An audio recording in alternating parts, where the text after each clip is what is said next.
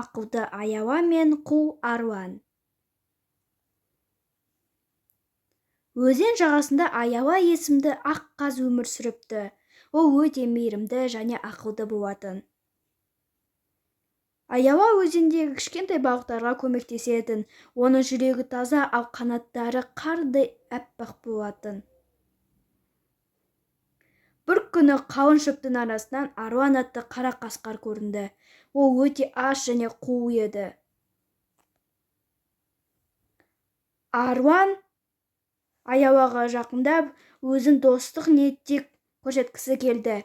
Ол өтірік күлімсіреп қазға қарады.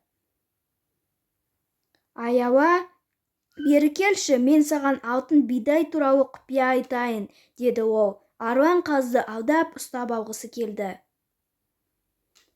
Аяуа қасқырдың қулығын бірден сезді. Ол қорықпай ақылды жоспар ойлап тапты.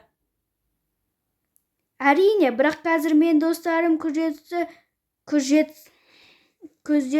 иттер де келе жатыр, деді аяуа байсалдаулықпен. Олар да алтын бидайды жақсы көреді, деп жалғастырды ол. Аруан иттердің атын естігенде қатты қобалжыды.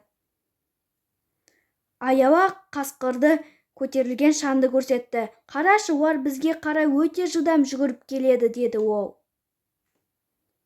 Аруан қорыққаннан орнынан атып тұрып қалың орманға қарай қаша жөнелді. Оның қулығы иске атпады.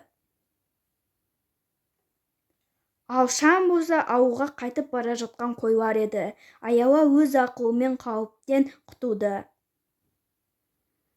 Өзен жағасында қайтадан тыныштық орнады. Мейірімділік пен ақыл кез келген қиындықты жеңеді.